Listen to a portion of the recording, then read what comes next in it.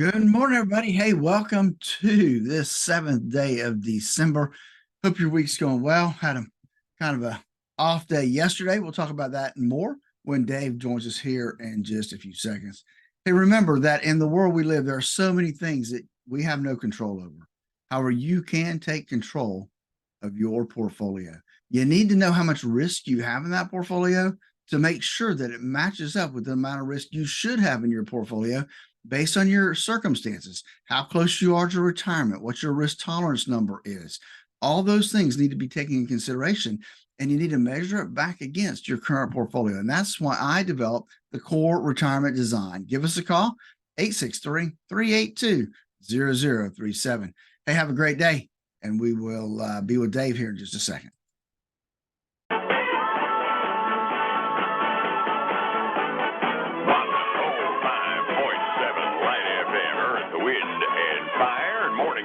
I'm glad you're with me today. I sincerely appreciate it. We're at 8:40 now. It's 20 before 9. Let's check in on money and see what's going on with Wall Street this morning. We're kind of in the doldrums for the last 3-4 days. Kind of nice to maybe pull out today. Cross your fingers. Let's go downtown and find out whether there's a chance of that. Phillip Statler from Statler Financial Services is on the line. Phillip, good morning. How do? Hey, good morning, Dave. Doing okay this morning. It's Thursday, so it's jobs day, and I'm hoping that maybe, just maybe, we'll see a little green ink somewhere, because yesterday I couldn't find it. Yeah, it was. I mean, it's not to the point of catastrophic, but we're up to 4 days in a row with the major indexes generally going down. The Dow was down 70, Standard & Poor's was down around 18, Nasdaq was down 83 yesterday. They were the big loser, down about 0.6%. I kind of wonder if we scared ourselves when we bumped our nose on some intraday highs at the end of last week. Yeah, I'm thinking that could be that. There's definitely some continued profit taking, and we're as more and more, or I should say fewer and fewer earnings are coming out, they all kind of are saying the same thing, right? It could be a tough road this next quarter or two, and I think that could be finally maybe waking people up and say, okay, maybe it will be a little tougher in the economy, and these companies are going to have a tougher time making a profit the next couple quarters, and so let's take our profits now. That's probably a pretty good picture of it. I mean, we got a pretty complete picture now out of earnings season down the line, and the average story almost always seems to be, yeah, we beat the street off of a lower expectation from last year, and number two, we may not beat it next time. That's kind of the nut and bolt, the Reader's Digest summary of what the average corporate report is, right?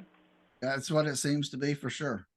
Kind of, sort of. You mentioned it's Jobs Week. We're the second of 3 big days of jobs report. Give us a picture on the economy. And this is looming large because it's the last look the Federal Reserve will have before they make interest decisions in the middle of next week.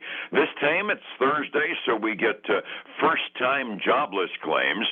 Had 218, 219. I got 2 different numbers that my tip sheets are quoting, but that many thousand last week, up just a tiny little bit, up to 220,000 first-time claims this week, which kind of sort of gives us the picture. The employment market is still, by any standard, relatively healthy, but it's slowing down by a little bit because we haven't, for a little while in there, we were having trouble staying above 200, weren't we? Yeah, we really were. So, obviously we'd like that number to be up around 250, but we're not there yet. And so tomorrow it'll be interesting because we'll get the official unemployment report. And so that will be telling, right? If that number continues to go up, that could be some good news.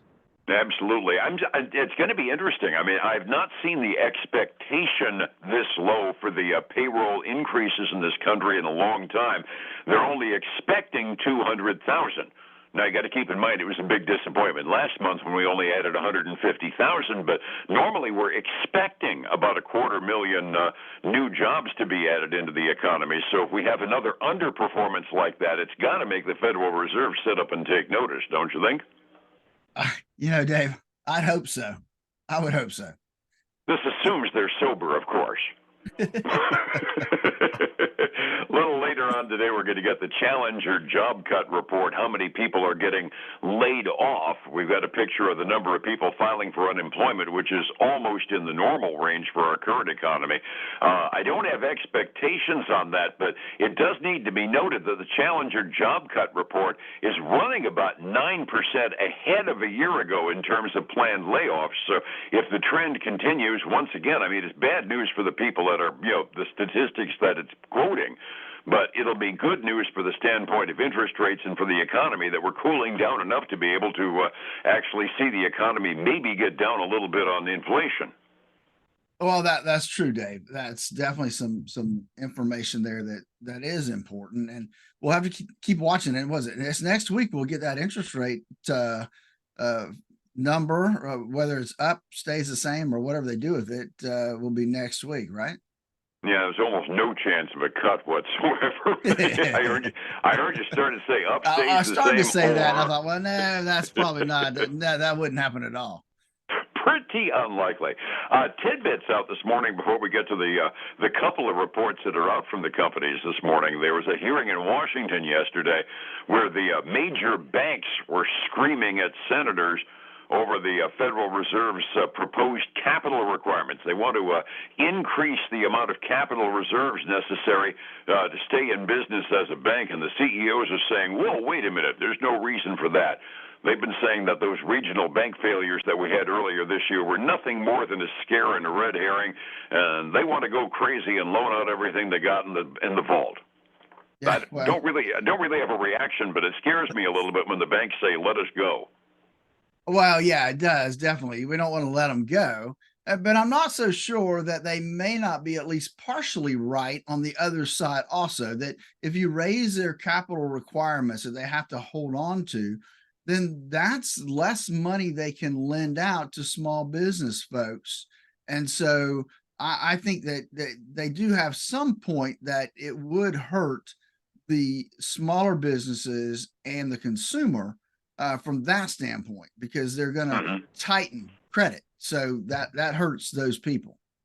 Oh yeah, every $10,000 that I've got that I have to hold on to in the bank is $10,000 I can't loan to you or me to buy a car or whatever else we might happen to borrow it for. So the point's well taken. At the same time, that's the first time I've seen Congress actually support any kind of a restraint that would back up the Fed's tighter money policy. And for the short term, well, it'd be kind of nice that beats raising the interest rates through the roof again.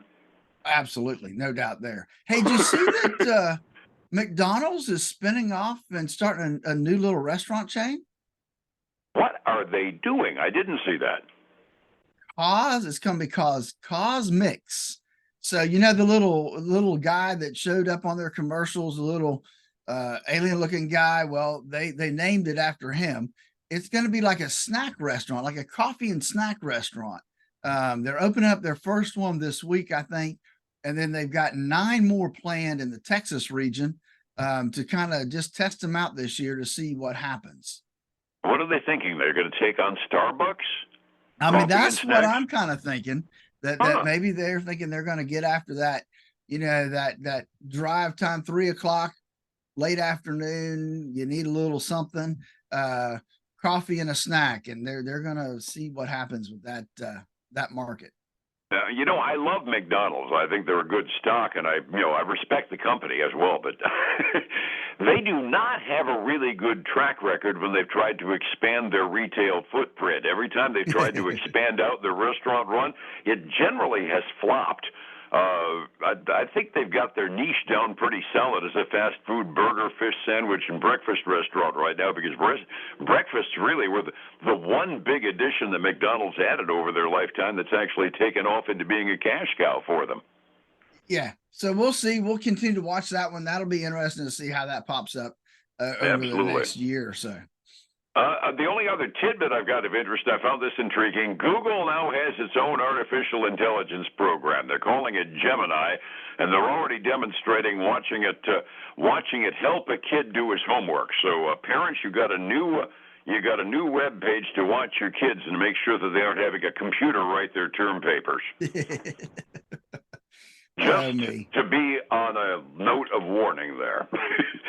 Hey, on the reports out this morning, one of our favorite meme stocks report, and GameStop actually did something without help from the Reddit gang, I gather. Well, they did. They this last quarter, they had a 1 cent loss on on on $1 billion of revenue.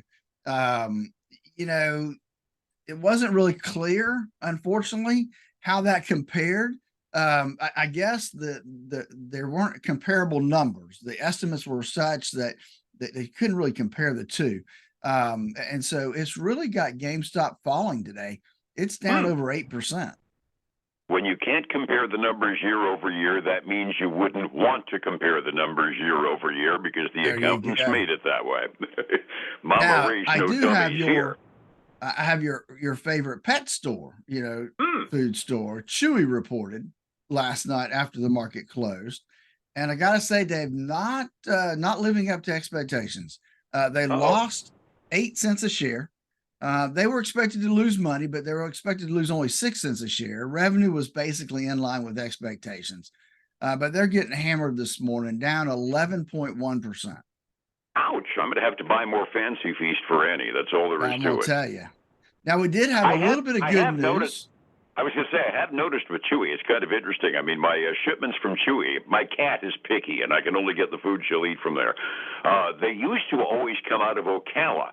The last few times I've gotten shipments in from them, they've been coming from 2 or 3 different other places. Chewy is evidently trying to concentrate and diversify. So that there was some sort of a reaction that happened operationally there, and I'll bet you it impacted on what they did. That could very well be. Yeah. Dollar General reported, and hey, I found a little ink of greenness here with Dollar General. They posted a third quarter results. They beat expectations. The company also said they're standing by their full year earnings guidance, as well as the forecast for revenue growth and same store sales. So they really standing tall today, up 3.25% this morning. Yowzers. Going to be Yeah. kind of interesting holding up the rest of today's releases against Dollar General because we kind of have the gamut on retail from Dollar General on the low end. Then later on today, we're going to hear from Lululemon. And what is RH? I think that's the really high end That's stock. Restoration Hardware. Restoration Hardware. That's it. Okay, and we'll hear more about them tomorrow morning when they report later on today. But it's kind of the whole gamut from the small ticket items all the way up. Resetting the table, it was an off day yesterday on the major indexes, but you're going to really like the off day that oil had yesterday. 45 minutes before we open. How are we looking this morning, Phillip? Dave, right now we've got a tinge of green for the most part. The Dow's up not even 5/100%, $12. But it is green. It is green. Yeah. The S&P 500 is up about 1/3%. And the NASDAQ 100 is the big winner right now, up a little over 0.5%. On the other side, we've seen silver up 0.3, gold's up almost 0.4. Crude oil. Now, I will say, Dave, it did close yesterday below 70.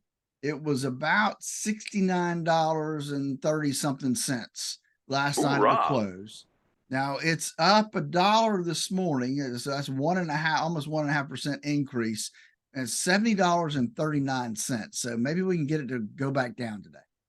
Maybe, just maybe. I can only hope. Overseas markets, one of the reasons oil is suffering is Asia has really hit the doldrums. We know about China having all kinds of crummy economic news coming out of then. There was an article that came out yesterday concerned about whether or not Japan was going to be able to service their national debt. They're running a deficit in an effort to try to trigger their economy. That little concern point just absolutely tanked the Japanese markets. They were down almost 2%, down 587 points at the close.